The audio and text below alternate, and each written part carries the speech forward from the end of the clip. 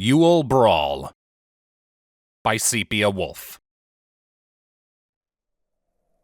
Christmas was meant to be a time of joy and cheer. Not this night, though.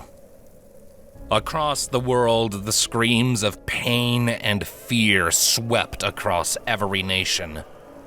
Krampus chortled to himself as his cloven hooves pushed him into a mighty leap off the mountainside. It was the most wonderful time of the year this year.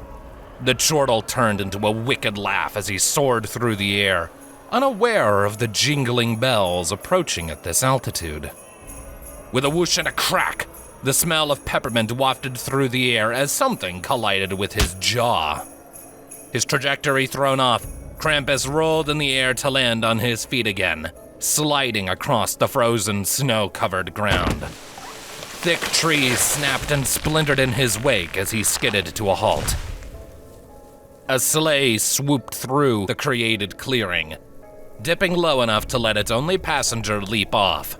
The reindeer pulling the sleigh flew off as the plump man dressed in red straightened up.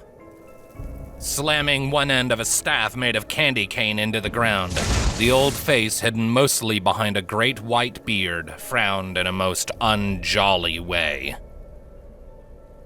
"You've overextended your reach, Krampus," Santa Claus said, not just disappointed, but truly angry. "The punishments are too many and too extreme." The demonic half-goat, half-man face snarled as he stood to his full height, speaking something between a hiss and a roar. "It is you who has overextended, Kringle. You've become too lenient. The powers that be agreed, and so I was able to claim my rightful naughty list." "These children are innocent!" Santa bellowed, pointing at the writhing sack with the peppermint staff. "There are no innocents!" Krampus snarled back, his tongue lashing out to savor the shock in his counterpart. "As the world advances, as it grows, so do the ways people choose to harm each other. Those that stand by and let it happen are just as guilty. It is my turn to be in charge of the holiday." Santa Claus grimaced. It was true.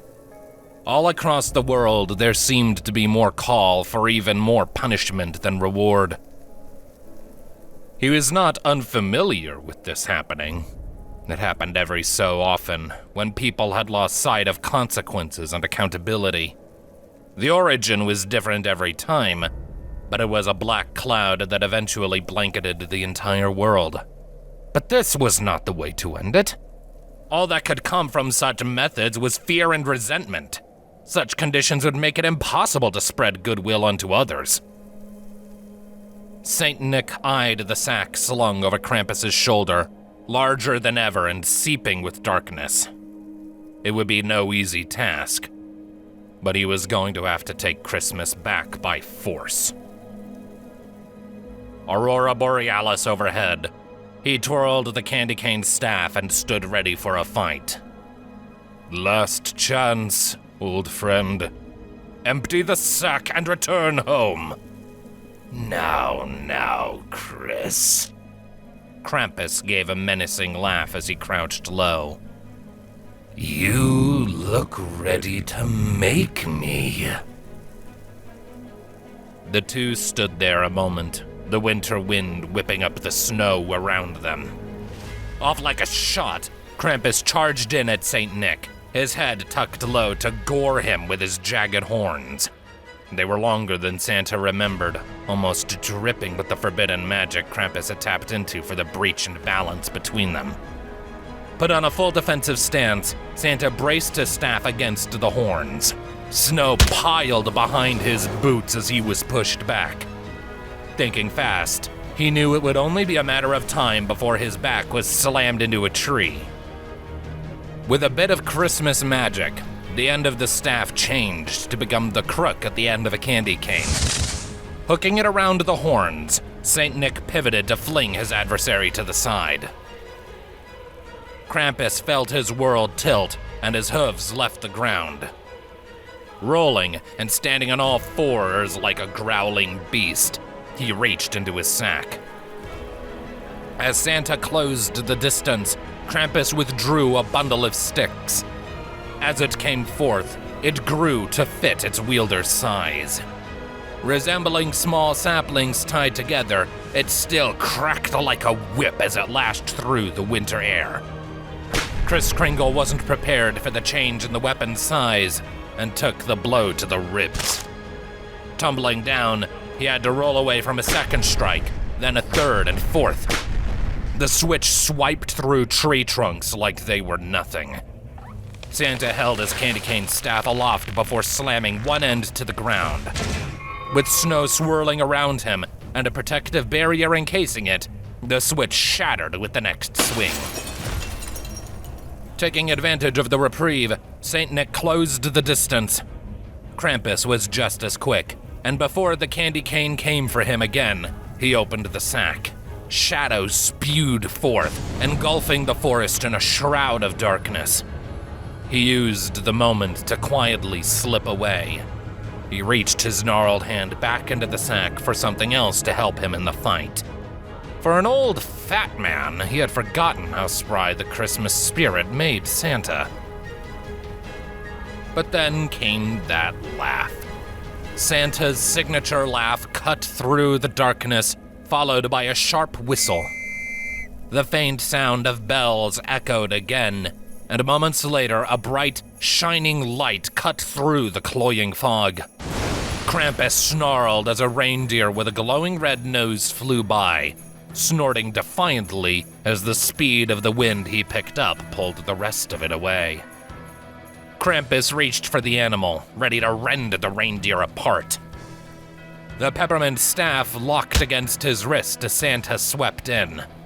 A cross punch to the demon's jaw sent him reeling, but it was more infuriating than painful. As his head thrashed, one of his horns came up and pierced Saint Nick in that famous belly. Santa grunted in pain but stood firm. He grabbed the skewering horn and spun his staff once more. The hooked end reappeared, but instead of Krampus, he struck for the sack. The candy cane looped through the opening of the sack, and he pulled towards himself while delivering a hefty kick to the chest to Krampus to shove him away. As if opening a banshee, the shrieks and screams of terror from within grew louder the wider it got. But soon, too, came the tiny hands of the wrongfully judged boys and girls Krampus had taken. "Run, children! Get to my sleigh!" Santa called to them. "My reindeer will take you home." Krampus howled in rage and swiped at him with raking claws, trying to get back to his sack. Saint Nick struck the staff to the ground again, summoning a high wall of gingerbread reinforced by tinsel. He felt his strength began to ebb away. Santa had brought hope, and it took away from the fear that fueled him. His adversary was too wise and skilled to allow him to just get his sack back and recapture the children. He would have to go through him before enough of that fear was lost so that he could finish his work. Another screech of fury, and their battle was back on. As skilled as Saint Nick was, Krampus fought with rage and desperation. The Christmas demon ripped through coat and flesh, with Santa only being able to hold off the assault enough to keep himself from being completely mauled. But he had already done what he needed to do. The children were free and being brought home. As soon as the cheer and hope began to spread, Krampus would lose his ill-obtained power. And so he fought, not to win, but to last. Krampus knew this was the strategy, and so fought harder and harder, goring Santa Claus and slamming him into ground and tree alike. There wasn't much time. Those reindeer were too fast. He had to finish it now. Pinning the old man to a tree, he growled angrily as he saw the staff pressed at the base of his horns. Saint Nick still had the strength to push him back, preventing him from getting crushed. For a moment, Krampus finally faltered, hooves slipping on the forest floor that was slick from ice and blood. As soon as his footing was lost, Kris Kringle struck. The candy cane staff spun around, cracking across Krampus's skull, landing solid blows to the stomach and smacking into wrists, elbows, and knees. All the while, Krampus continued to shrink and grow weak. Still able to outdo an immortal, he was losing his edge over the man just as old and magical as he. It could no longer be helped. Their powers were always attached to each other. One waxed while the other waned. But with Krampus's reign of terror thwarted by jolly old Saint Nick, they would be in his favor now for at least this year. Falling to his knees, Krampus gasped, spitting black blood from his mouth.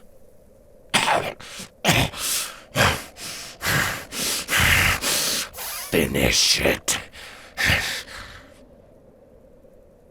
Santa Claus stood over the kneeling creature, no anger in his twinkling eyes. Instead, he felt pity as he looked down at his counterpart and shook his head. With another twirl of the peppermint staff, he cracked it across Krampus's jaw one last time. When he saw the shallow breathing and was satisfied the Christmas demon was unconscious, he sighed and pulled out his corncob pipe and lit it. Sorry, old friend.